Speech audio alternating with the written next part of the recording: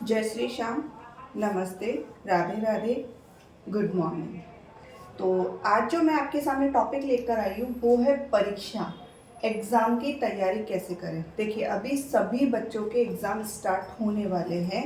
Board exam start हो चुके हैं बड़े बच्चों के, जो बोर्ड के 10th एंड 12th के हैं वो हो चुके हैं, और जहाँ नहीं हुए हैं वहाँ हो जाएंगे, अगले महीने में हो जाएंगे। अभी आने वाले टाइम में शुरुआत हो जाएगी। और जो सीबीएसई के बच्चे हैं, आरबीएसई के हैं, जीबीएसई के हैं, उन बच्चों के एग्ज़ाम अभी मार्च में 15 मार्च के बाद में स्टार्ट होंगे, 15 मार्च के बाद में उनके एग्ज़ाम स्टार्ट हो जाएंगे। अब यहाँ पर हम बात कर रहे हैं कि बच्चे परीक्षा एग्ज़ाम की तैयारी कैसे करें।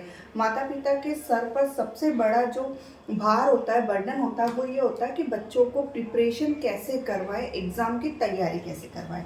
सही बोल रही हूँ ना? यस। तो यहाँ पर देखिए, पहले क्या होता था, पूरी बुक में से कहीं से भी कुछ भी आ जाता था। अभी तो क्या कर दिया है, शायद हो सकता है कई जगह पर ऐसा हो, लेकिन अभी क्या कर दिया है, 6 महीने का जो आधा कोर्स है वो हाफ ईयरली में आता है, 6 महीने का ईयरली में आता है, जो वार्षिक एग्ज़ाम होते हैं उसमें।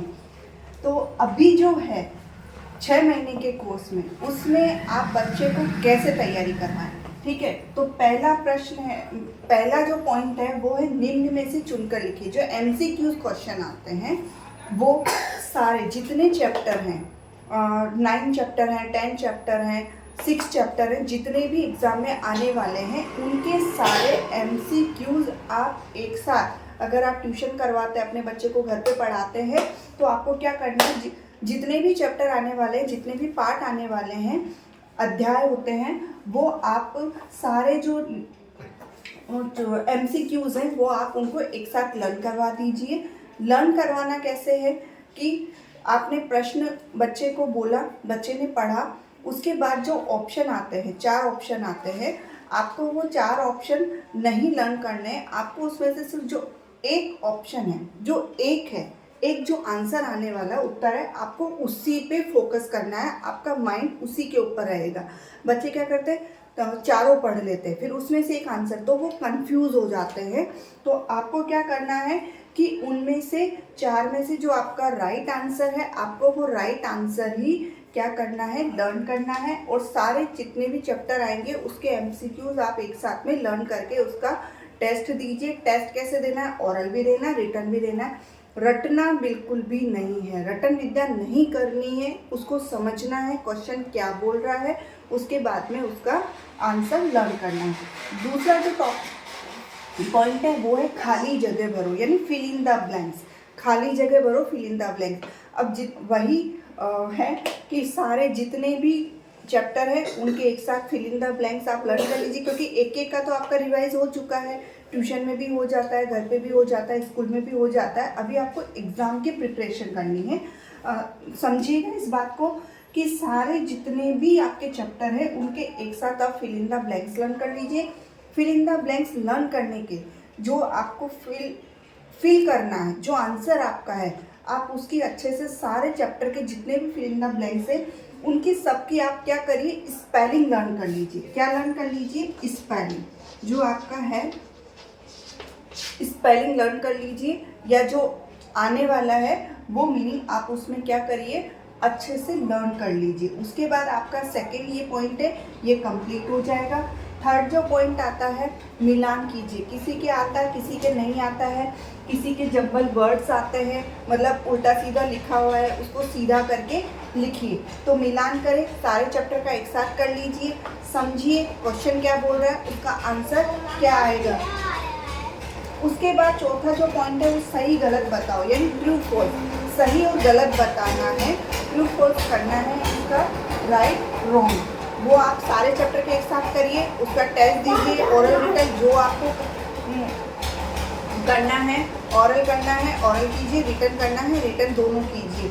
समझिए क्या कहना चाहता है, प्रश्न उसका क्या है और कैसे करना है। जो 5वां पॉइंट है लास्ट का, वो है प्रश्नों के उत्तर लिखो, यानी क्वेश्चन आंसर। अब जब आप क्वेश्चन आंसर लर्न कर रहे हैं तो उसके अंदर, अगर आप हिंदी में लर्न करते हैं, आपके हिंदी में आते हैं, गुजराती में आते हैं, जो भी आपका लैंग्वेज है उसमें आते हैं, तो आप उसके पहले पहले जो हार्ड मीनिंग्स होते हैं, उसके अंदर जो कठिन शब्द होते हैं, आप उन कठिन शब्दों को लर्न कर लीजिए कि वो कैसे लिखा हुआ है, क्या लिखा हुआ है, उसको समझने की कोशिश कीजिए। अगर इस इंग्लिश में है तो उसकी स्पेलिंग लर्न कीजिए। उसके बाद आप धीरे धीरे पॉइंट लाइन वाइज पॉइंट से आप उनको क्या कीजिए, क्वेश्चन को लिखिए। ठीक है, ये तो आपका हो गया सिलेबस, यानी एग्ज़ाम की तैयारी आपको कैसे करनी है, सिलेबस से क्या क्या आएगा, कैसे आएगा, वो आपको करना है। अब बात करते हैं कितना टाइम आपको पढ़ना है। सबसे ज़रूरी बात, एग्ज़ाम में बर्डन होता है, माता पिता को भी होता है, बच्चे को भी होता है, लेकिन बर्डन बिल्कुल नहीं लेना है, रिलैक्स होके पढ़ना है।